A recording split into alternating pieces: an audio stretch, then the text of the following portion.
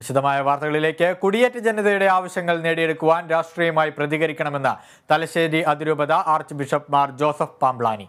വോട്ടായി മാറാത്ത ഒരു പ്രതിഷേധത്തിനും ജനാധിപത്യത്തിൽ വിലയില്ല.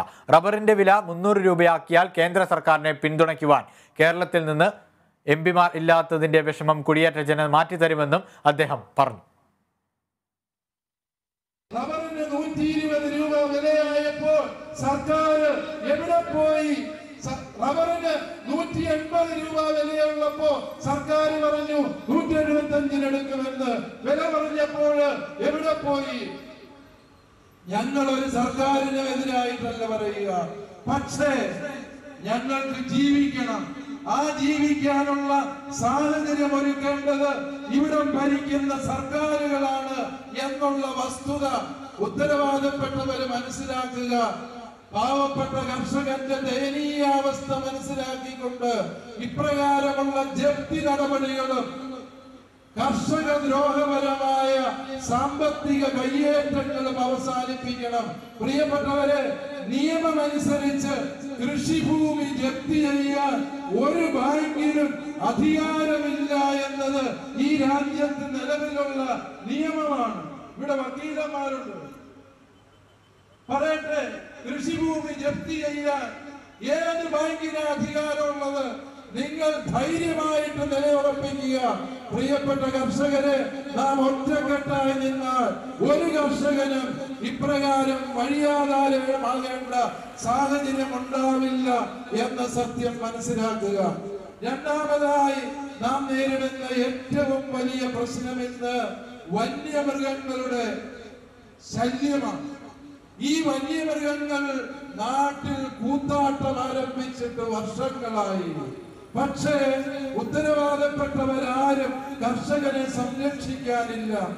ആറളം ഫാമില് ഇന്നലെ 12ാമത്തെ ആദിവാസി സഹോദരനാണ് ആനയുടെ ചവിട്ടേറ്റ് മരിച്ചത്. 9 പേര് കൊല്ലപ്പെട്ട് കഴിഞ്ഞപ്പോൾ ഇന്ന് കേരളം ഭരിക്കുന്ന ഇടതുമുന്നണി സർക്കാരിന്റെ 3 ബഹുമാനപ്പെട്ട മന്ത്രിമാര് ആറളം ഫാമിൽ വന്ന് എല്ലാവരെയും സാക്ഷി നിർത്തി പ്രഖ്യാപിച്ചു, 22 കിലോമീറ്റർ ഞങ്ങൾ ആനമതിൽ പണിയുമെന്ന്. പറഞ്ഞിട്ട് 5 കൊല്ലമായി. ആനമതിൽ പണിയില്ല എന്ന് മാത്രമല്ല, അതിനുശേഷം 5 ആദിവാസി സഹോദരങ്ങള് ആനയുടെ ചവിട്ടേറ്റ് മരിച്ച സാഹചര്യമാണ് ഉണ്ടായത്. ഉത്തരവാദപ്പെട്ട മന്ത്രിമാരോട് ഞാൻ അന്വേഷിച്ചപ്പോൾ അവര് പറഞ്ഞു, ചീഫ് സെക്രട്ടറിക്ക് വ്യത്യസ്ത അഭിപ്രായമാണുള്ളത്, അതുകൊണ്ട് ആനമതിലിന്റെ പണി നീണ്ടുപോയി എന്ന്. സർക്കാരിനോട് ഞങ്ങൾക്ക് ചോദിക്കാനുള്ളത്, ഞങ്ങൾ തെരഞ്ഞെടുത്ത സർക്കാരിന്റെ പ്രതിനിധികളാണോ അതോ ഉദ്യോഗസ്ഥരുടെ ദുഷ്പ്രഭുത്വമാണോ ഇവിടെ കർഷകന്റെ വിധി നിർണയിക്കുന്നത് എന്ന യാഥാർത്ഥ്യമാണ്. 3 മന്ത്രിമാര് പാവപ്പെട്ട ആദിവാസികളെ സാക്ഷി നിർത്തി പ്രഖ്യാപിച്ചിട്ട് വർഷം 5ആയി, ഇതുവരെയും കാര്യം നടക്കാത്തതെന്താണ്?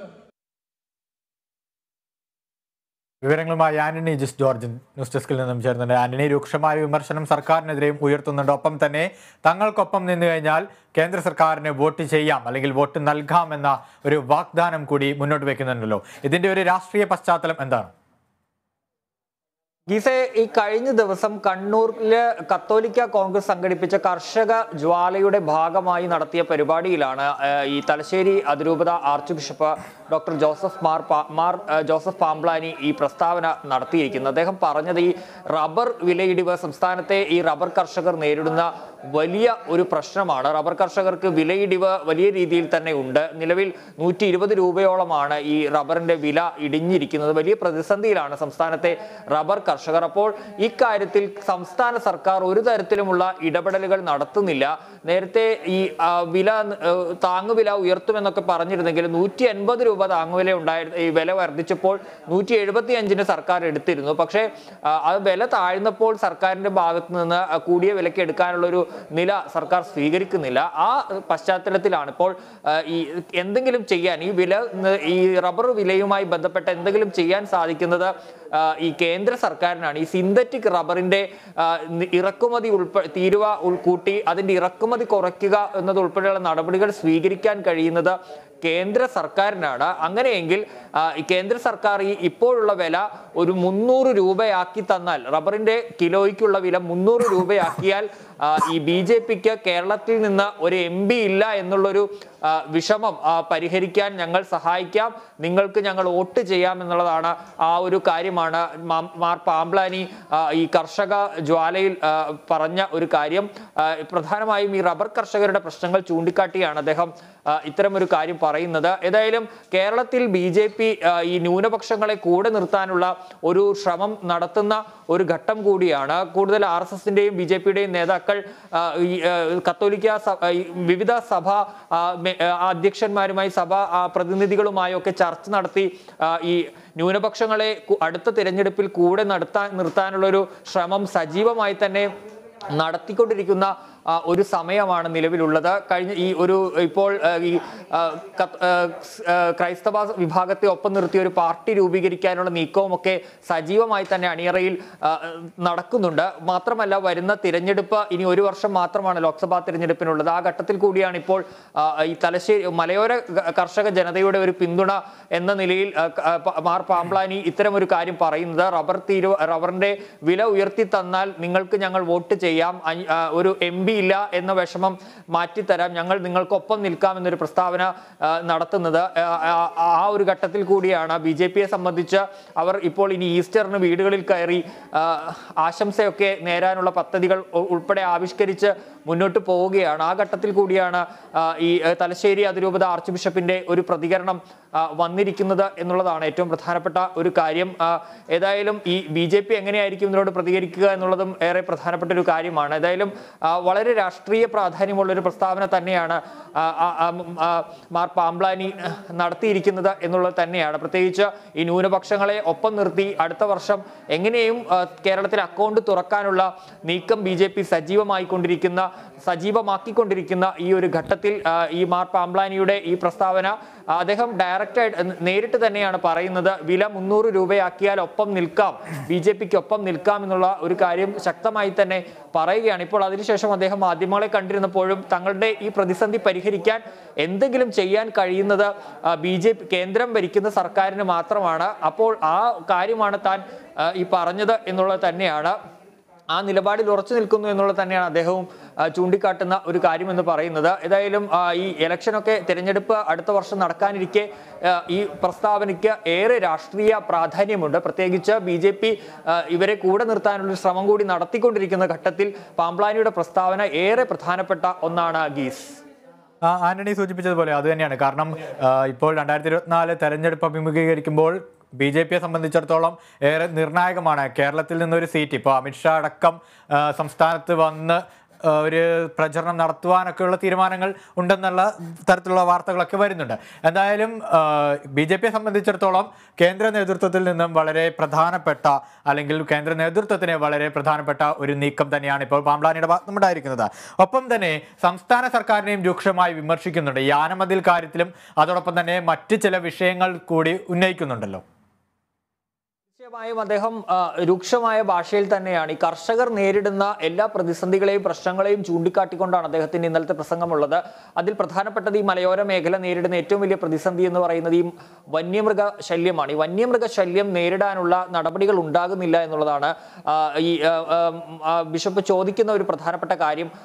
ഇവിടെ ഭരിക്കുന്ന ഞങ്ങൾ തിരഞ്ഞെടുത്ത സർക്കാരാണോ അല്ലെങ്കിൽ ഉദ്യോഗസ്ഥരാണോ ഭരിക്കുന്നത് എന്നൊരു കാര്യമാണ്. ഇനി തങ്ങളുടെ തോട്ടത്തിൽ വളരുന്ന വന്യമൃഗങ്ങളെ അത് വന്യമൃഗങ്ങളായി തങ്ങൾ കാണില്ല, അതിനുള്ള നടപടികൾ തങ്ങൾ തന്നെ സ്വീകരിക്കുമെന്നൊരു പ്രഖ്യാപനം കൂടി അദ്ദേഹം നടത്തുന്നുണ്ട്. അതുപോലെ മാത്രമല്ല, ഈ കർഷക ഭൂമി ജപ്തി ചെയ്യാൻ അത് എവിടെയും നിയമം അനുവദിക്കുന്നില്ല.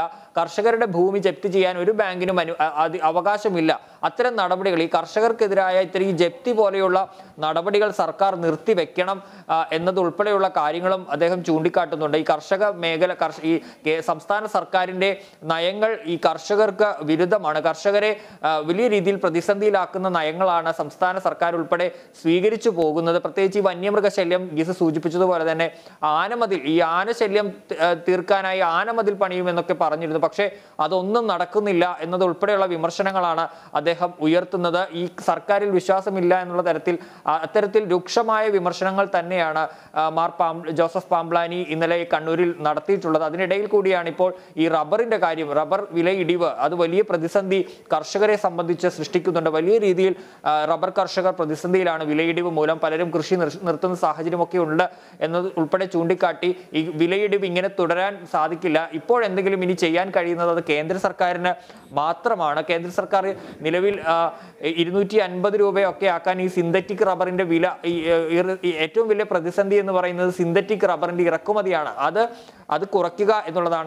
ഇതിന്റെ തീരുവ വർദ്ധിപ്പിക്കുന്നത് ഉൾപ്പെടെയുള്ള നടപടിയിലേക്ക് കേന്ദ്ര സർക്കാരിന് പോകാൻ കഴിയും. അങ്ങനെ ഈ റബ്ബറിന്റെ വില 300 രൂപയിലേക്ക് എത്തിച്ചാൽ, ഇപ്പോഴുള്ള റബ്ബറിന്റെ വില കിലോയ്ക്ക് 300 രൂപയിലേക്ക് എത്തിച്ചാൽ തങ്ങൾ ഒപ്പം നിൽക്കാമെന്നൊരു പ്രഖ്യാപനമാണ് നടക്കുന്നത്. ഏതായാലും ഇപ്പോൾ അതിനെതിരെ CPM രംഗത്ത് വന്നിട്ടുണ്ട്. BJP-യുടേത് വെറും മോഹം മാത്രമാണ്, അങ്ങനെ അവരെ ഒപ്പം നിർത്താമെന്നുള്ളത് നടക്കില്ല എന്നുള്ള ഒരു കാര്യമാണ് CPM ചൂണ്ടിക്കാട്ടുന്നത്.